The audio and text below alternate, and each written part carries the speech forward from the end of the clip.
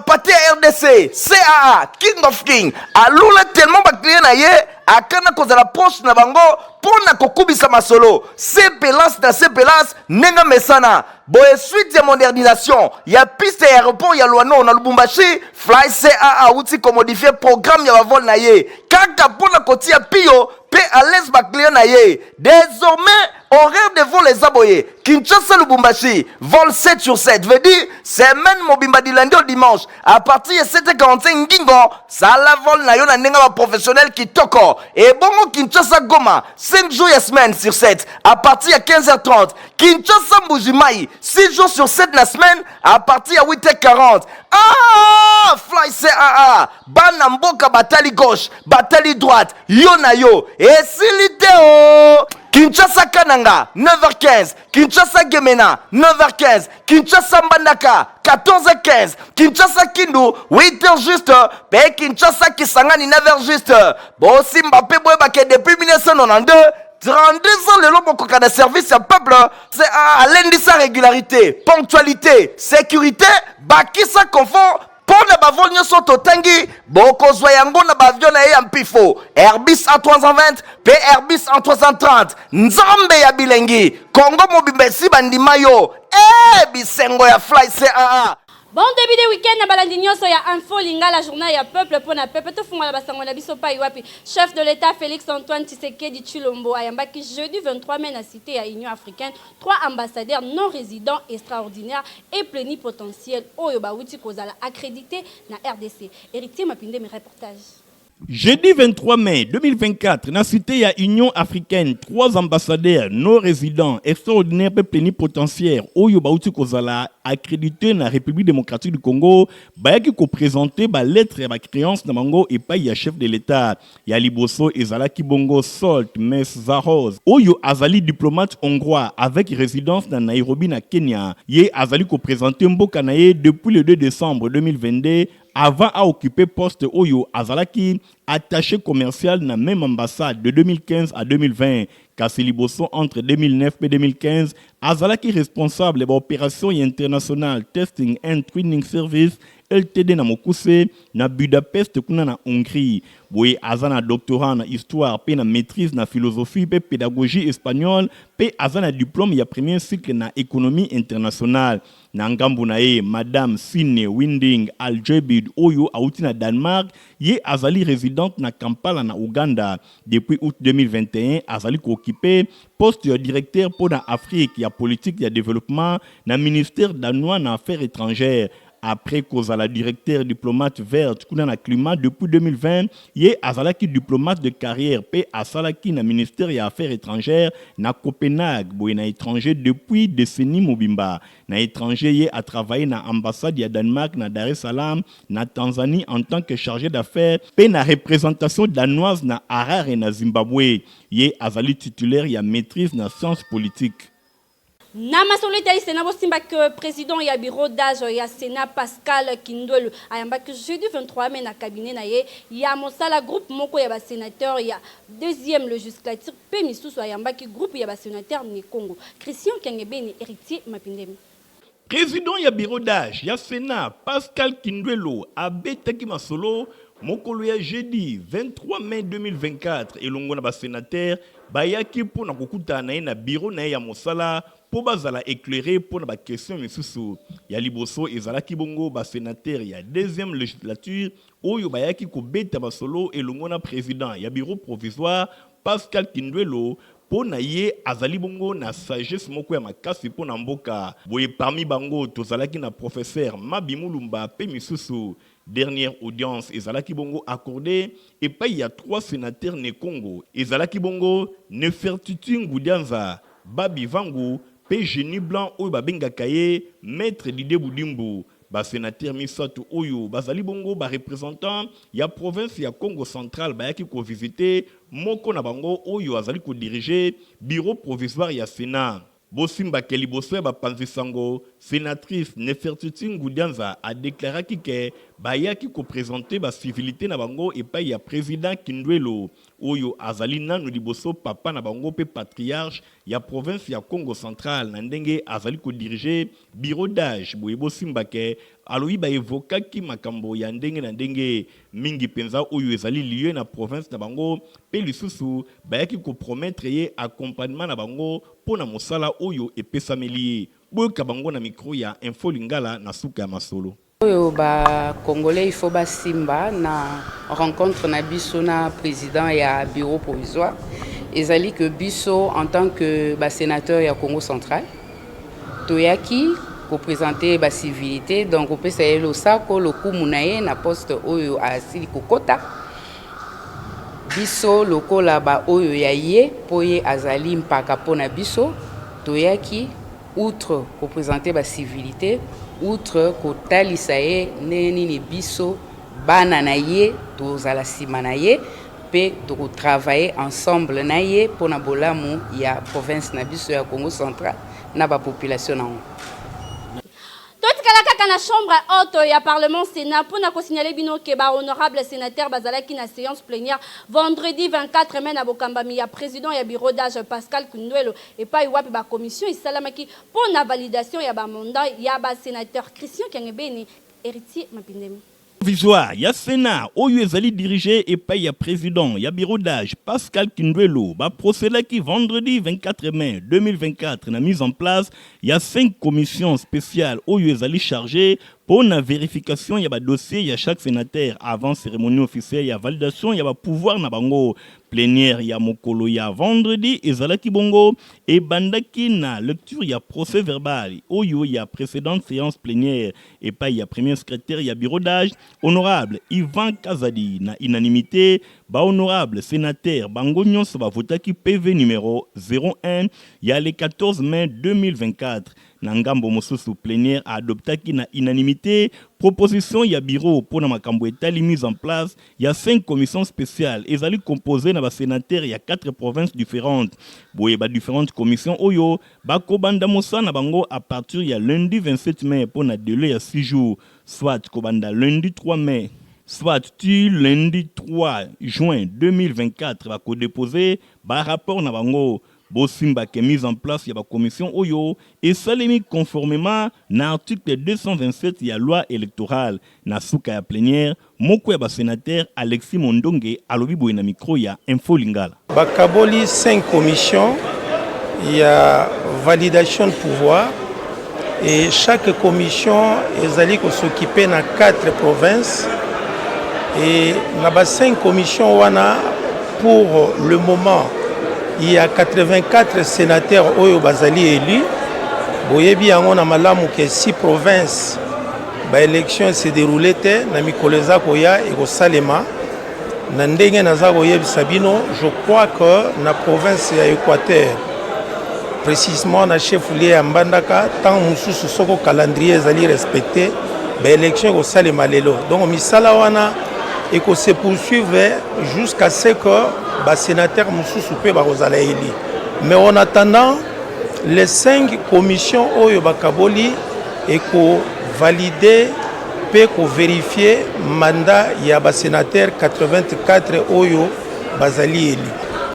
Non, c'est ni mabo simbako complexe scolaire Mama Pemba école la fondation Nerombong ba élève bazwaki formation kobanda jeudi 16 kino samedi 18 mai et pas ya ODEP na o etali lutte contre la corruption la Dilando héritier Mapindem. Ba élève ya complexe scolaire Mama Pemba école ya fondation Nerombungu oyo ezwami na quartier Bikanga mingi penza na commune ya Kisenso ba bénéficier qui pendant 3 jours c'est-à-dire kobanda jeudi 16 mai kino samedi 18 mai 2024 na formation moko ya kafu na oyo etali lutte contre la corruption formation et pesamaki et paya observatoire de la dette publique au DEP na Mokuse bango bayaki ko pesa bana pendant 3 jours atelier à formation pour la lutte contre la corruption ba salisaki ba conséquences néfastes oyo ezali ko uta na corruption mingi penza na milieu scolaire ba proposer ba voya ba changement nyonso pour na ko éradiquer pratique oyo kati na ba école pe lisusu batalisi ba personnalité oyo bakoki kozala impliqué na chaque voie nyonso ya changement batalisi pe ba rôle ya bato oyo esengeli bayeba na kojouer po na kotelemela corruption bisika na bisika oyo yango ezali kosalema na suka ya atelier moko ya bancadrer alobaki boye DEP ezali moko ya ba ONG na Kinshasa to na Congo. Signification nango ezali observatoire de la dette publique. Ezali mingi na maimatali misala ya leta na banyongo oyo leta azwaka epa ya bato basusu nde mosala nango yango wana kasi na bozindo ODEP atali makambo ya kobundisa kanyaka to corruption na français engebene na misala ya ye nde tozwaki makanisi to manaka ya kosala malakisi awa na etelo oyo tobengi Mama Pemba ezali na Kisenso toponaki etelo oyo pamba te na kotala enguma na biso Kisasa bitelo bizali bihike bele penza kasi totali bisika oyo eza un peu reculé mingi Kisenso eza commune moko urbano rural.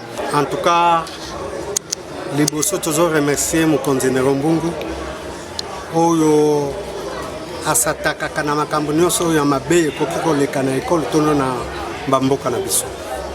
C'est comme ça que ODEP aye mpona kopesa bana formation contre la corruption. Nangambu na bango pe coordonnateur ya complexe scolaire Mama Pemba azangaki te kotalisa esengo na ye par rapport ya atelier ya formation oyo ODEP apesi epai ya ba élève ya complexe scolaire Mama Pemba. Kaka na masoleteli complexe scolaire Mama Pemba école ya fondation Nerombungu bafongolaka semaine lokola momisano na kit moko ya kafu lundi 13 mai 2024 héritier mapinde meladi lando.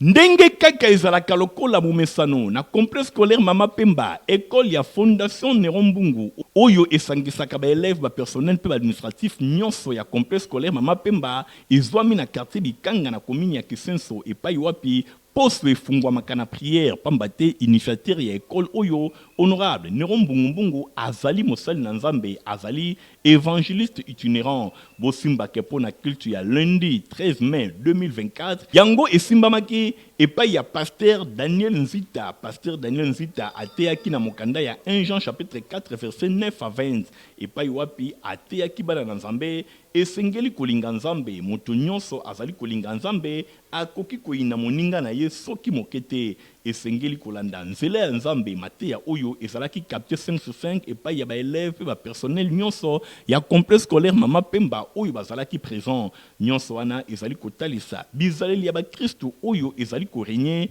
epai ya ba agent nyonso ya complexe scolaire Mama Pemba école ya fondation Nerombungu na micro ya Info Lingala journal ya peuple pasteur Daniel Nzita alobi tozalaka chaque lundi na mateya tobanaka mokolo na Nzambe semaine na Nzambe sanda na Nzambe on a remettre toutes les activités scolaires dans maboko na Nzambe.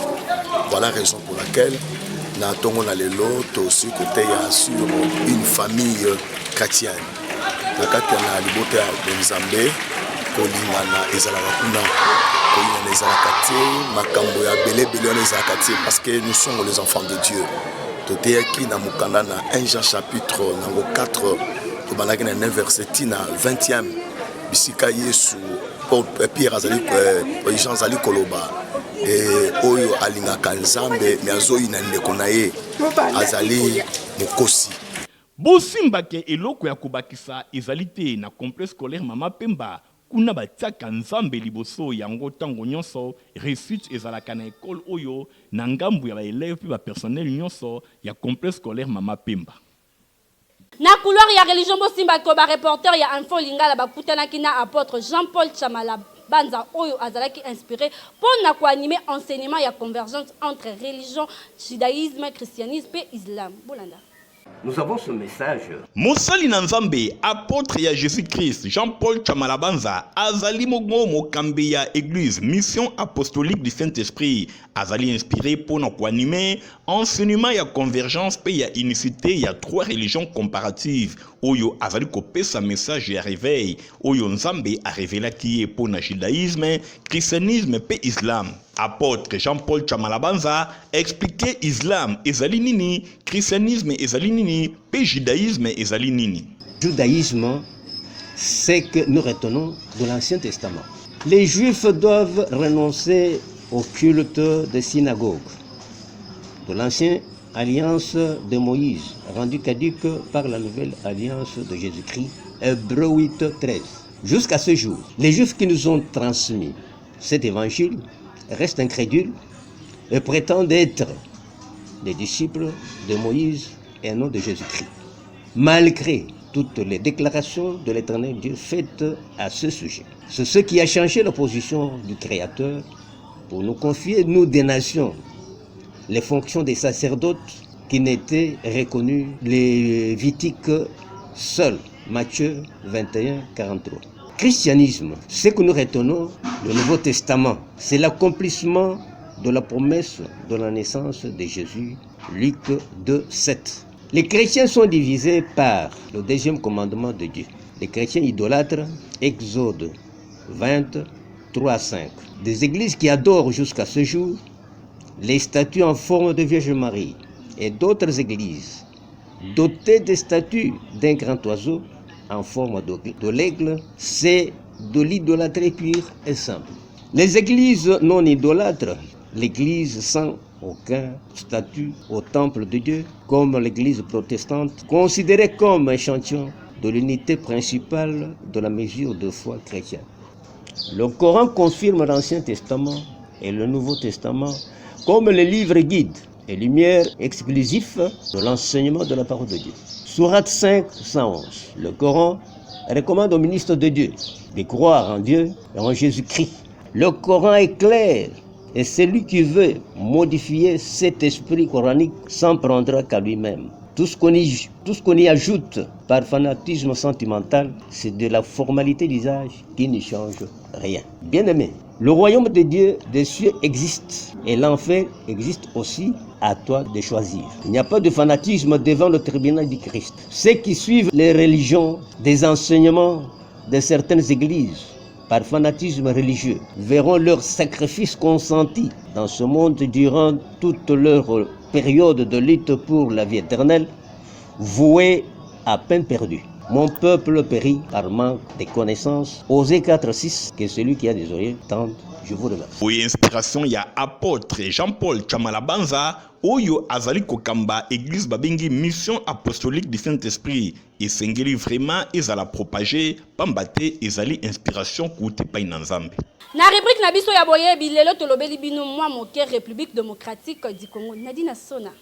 République démocratique du Congo ezali deuxième plus vaste pays na Afrique après Algérie. Yango et s'étend na océan Atlantique, na plateau ya Est, pe et correspondaka na majeure partie ya bassin ya fleuve Congo. Na nord ya pays, toza na ba plus grand domaine ya forêt équatoriale na monde, na Est ya RDC et ya bordaka Grand Rift pe Est africain, domaine ya ba montagne, ya ba colline, ya ba grand lac pe lisusu ba volcan na sud pe centre nango domaine ya ba savane arborée yango e formaka au plateau riche na minerai na extrême ouest ya trentaine ya kilomètres na nord ya embouchure ya fleuve Congo yango e s'étala na côté ya océan Atlantique. Pays et partage à ba frontière na Kabinda kuna na Angola na ouest sud-ouest République ya Congo na ouest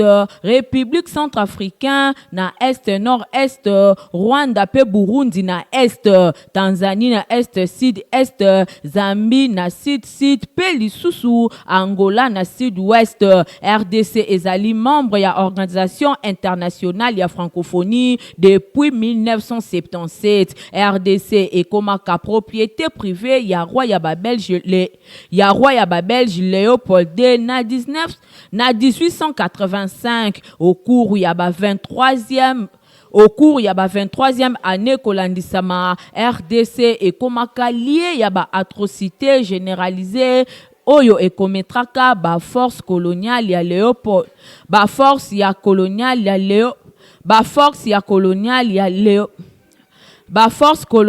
ya Léopold oyo et forçaka population ba produire caoutchouc sauvage. RDC et komaka nasima colonisé et pas ba Belge na 1908. Mboka et obtenaka indépendance na 1960 pe et confrontaka na Lumbango série ya mouvement ya sécession oyo et aboutisaka prise ya pouvoir ya Mobutu na coup d'état na 1965. Mobutu Seko a rebaptisé Mboka na kombo ya Zaïre na 1971 pe et président ka dictature moko ya makasi ti Laurent Désiré Kabila ayaka ko renverser ango na 1997 et pa yuapi et salaka première guerre ya mboka na sima ancienno ya pays et komaka restauré pe pays et confrontaka deuxième guerre ya Congo na 1998 et belé ya bato bakufaka depuis seconde guerre mondiale. Yango esukaka na 2003 na présidence ya Joseph Kabila oyo a gouverna Kamboka ti na 2019 nde actuel président ya RDC et Komia Kibongo Félix Antoine Tshisekedi Tshilombo oyo azo succédé Joseph Kabila na élection présidentielle ya 2018 première transition pacifique ya pouvoir depuis indépendance na yango pays ezo demeuré instable depuis 2016 pambate bamilis ezako botama seko botama ebele ya ba centaine ya ba ethnie ezo former population ya mboka français nde ezali langue officielle pe 4 langues bantu tomoni bongo lingala kikongo swahili pe chiluba oyo ezali bongo statut ya langue nationale économie ezo reposer principalement na secteur primaire tomoni bongo agriculture pe exploitation minière. Suite à la modernisation ya piste ya Luano na Lubumbashi, CAA a modifié horaire ya ba vol na ba différentes villes ya RDC. CAA mfumu mokonzi ya mapata toujours pona ko satisfaire ba client na ye a modifier ba horaire ya ba vol na ye na suite ya ba travaux ya modernisation ya aéroport international ya Luano kuna na Lubumbashi. Désormais Kinshasa Lubumbashi et kobanda ko salema à partir ya 7h45 Kinshasa Goma et kobanda ko salema à partir ya 15h30 et bongo Kinshasa Mbujimai yango et kobanda ko salema à partir ya 8h40. CAA nyonso oyo kaka na souci azalaka nango pona ko servir population. CAA spécialiste ya Congo profond, ponctualité na régularité nde ezali bongo cheval de bataille na ye. Na CAA client de azalaka roi to gangi na CAA client de azali roi botu nangani ni ye Kinshasa Lubumbashi Kinshasa baza na 7 vols par semaine, c'est-à-dire mikolo nyonso bembuka na yo ndenge olingi oza mobimba bokanisi esili nanu te. Kinshasa Goma baza na 5 vols par semaine oyo elonga te elonga CAA balinga kamboka boete.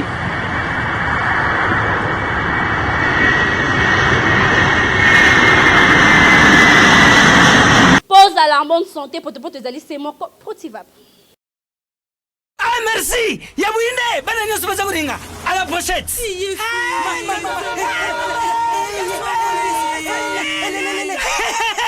Bouzala Kwarme, Protivap est tonne la protéine et énergie. Ah papa, merci pour les Protivap, c'est bon pour les enfants. Eh Bino, bote la baonine, bote ma kodona Bino, vamos kansa bomba bonga. Pona bana na yo bakumarukura bana oyo. Faut laisser kabango, poto Protivap. Et ça va pota te. Allez, kamata. Bon appétit. Bana nyeso ba yaka Protivap. Ah ba sisi kulia ya bango Protivap, ba bandi ba dansi na bango ya ba bébé pro. Tala. Ba yango, chante kitoko. nzoto nzoto makasi tuka na mbimbi oyo tuka na mbimbi makusa Protivap potopoto kitoko pona babebe pro pona koyeba ton ekozala ndenge nini samedi 25 mai bolanda info météo. Boye ibola muna prévision météorologique ya samedi 25 mai 2024. Mapata ekoleka pe pole komonisa matango na ville province ya Kinshasa, Matadi, Kenge, Bandundu pe Kikwiti. Nzoka nde mipepe elongo na mvula emonisami na ville ya Inongo. Mipepe elongo na mvula emonisami na Boende, Disala, Mbandaka, Gemena, Guadolite pe Buta. Mapata ekoleka tango na tango elongo na mvula na ville ya Isiro, Bunia, Kisangani pe Bukavu. Mapata ekoleka pe pole komonisa matango na tango na ville ya Goma pe Kindu. Mapata ekoleka lisusu pe pole komonisa na Kalemi, Mbujimai, Kananga pe Chikapa. Malili ekomonisa elongo na pole na ville ya Kolwezi pe Lubumbashi. Pona wetali température na Kinshasa toza na 24 degrés avant midi pe 30 degrés après midi. Matadi 24 degrés avant midi pe 28 degrés après midi. Kenge 25 degrés avant midi pe 32 degrés après midi. Bandundu 26 degrés avant midi pe 32 degrés après midi. Inongo 25 degrés avant midi pe 29 degrés après midi. Kikwiti 25 degrés avant midi pe 30 degrés après midi. Boende 25 degrés avant midi pe 30 degrés après midi. Lisala 24 degrés avant midi pe 30 degrés après midi. Mbandaka 25 degrés avant midi pe 29 degrés après midi. Gemena 24 degrés avant midi pe 32 degrés après midi. Guadolite 28 degrés avant midi pe 33 degrés après midi. Buta 24 degrés avant midi pe 33 degrés après midi. Isiro 24 degrés avant midi pe 31 degrés après midi. Bukavu 21 degrés avant midi pe 26 degrés après midi. Kisangani 25 degrés avant midi pe 31 degrés après midi. Goma 18 degrés avant midi pe 28 degrés après midi. Bukavu 17 degrés avant midi pe 23 degrés après midi. Kindu 25 degrés avant midi pe 33 degrés après midi. Kalemi 22 degrés avant midi pe 28 degrés après midi. Mbujimai 24 degrés avant midi pe 35 degrés après midi. Kananga 25 degrés avant midi pe 34 degrés après midi. Chikapa 22 degrés avant midi pe 34 degrés après midi. 22 degrés avant midi pe 34 degrés après midi. Kolwezi 18 degrés avant midi pe 35 degrés après midi. Lubumbashi 17 degrés avant midi pe 25 degrés après midi. Moye kobima na 5h26 minutes 35 secondes na ville ya Isiro na province ya Haut-Ouélé pe kolala na 17h41 minutes 5 secondes na ville ya Lisala na province ya Mongala. Botikala malamu. Totikala kaka na ngambo ya Metelsat pona kotel Sabino communiqué au Metelsat azo ko annoncer début ya saison sèche Bolanda. Metelsat azali koyebisa public ya ville province ya Kinshasa que date moyenne ya début ya saison sèche topé ya Elanga ezali prévu le 28 mai 2024 na marge ya dispersion ya 7 jours. Yango elingi koloba que kasi kobanda le 28 mai kino le 3 juin 2024 ezali marge supérieure ya manifestation ya saison pe tendance o ezali prévu pour la saison sèche ezali bongo humide pe sec. Communiqué ezali signé le 16 mai 2024 et pas ya Metelsat. Toza na communiqué nécrologique o ekomeli biso bolanda lecture na yango elongo na héritier Mapindem.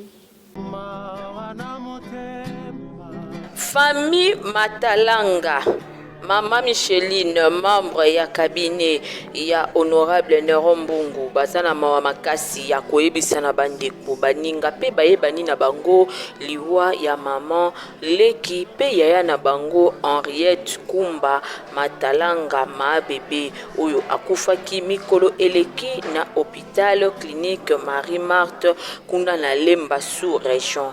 Programme ya matanga ezali boye vendredi 24 mai baye mortuaire ekosalema na bar kitalatala na commune ya Kisenso nde samedi 25 mai nzoto ya mowei ekobima na morgue pe bokundami ekosalema na ngonga ya 12h na cimetière Marie kuna na commune ya Nsele. Tika sango oyo ekomela bato nyonso bayeba kibongo mama Henriette Kumba Matalanga ma bébé cabinet mobimba ya honorable Nerombungu bazali kokabola mawa na mama Micheline. Merci na confiance pe fidélité bozala kanango na info lingala journal ya peuple pour na peuple édition na biso ya mokola le komina suka soki bosepela ki na yango boloba merci na Igor Tingwa zaki na sima ya caméra concours rédactionnel ya Nadine Assona pe Nathalie Kaila supervisé pa ya Héritier Mapindeme monté et pa ya Fabrice Lundomi ngana bino tokutani na mokolo ezali koya putika malamu au revoir. Bobenga ye fumu ya mapate ya RDC CAA King of King alula tellement bakliye na ye akana kozala poste na bango pona kokubisa masolo CPLAS na CPLAS nenga mesana boye suite ya modernisation ya piste ya aéroport ya Luano na Lubumbashi Fly CAA uti ko modifier programme ya bavol na ye kaka pona kotia pio pe à l'aise bakliye na ye désormais horaire de vol les aboyés Kinshasa Lubumbashi vol 7 sur 7 veut dire semaine mobimba du lundi au dimanche à partir de 7h45 ngingo ça la vol na yo na nenga ba professionnel qui toko et bongo Kinshasa Goma 5 jours la semaine sur 7 à partir de 15h30 Kinshasa Mbujimai 6 jours sur 7 la semaine à partir de 8h40 ah Fly CAA bana mboka batali gauche batali droite yo na yo et siliteo Kinshasa Kananga 9h15 Kinshasa Gemena 9h15 Kinshasa Mbandaka 14h15 Kinshasa Kindu 8h juste pe Kinshasa Kisangani 9h juste Bossi Mbappé Boybake depuis 1992 32 ans le lobo de service à peuple c'est à lundi sa régularité ponctualité sécurité bakisa confort pour ne pas venir sur Totangi, Boko Zoyango na bavion na Yampifo, Airbus A320, P Airbus A330, Nzambe ya Bilengi, Congo Mobimbe si bandimayo, Bisengo ya Fly CAA,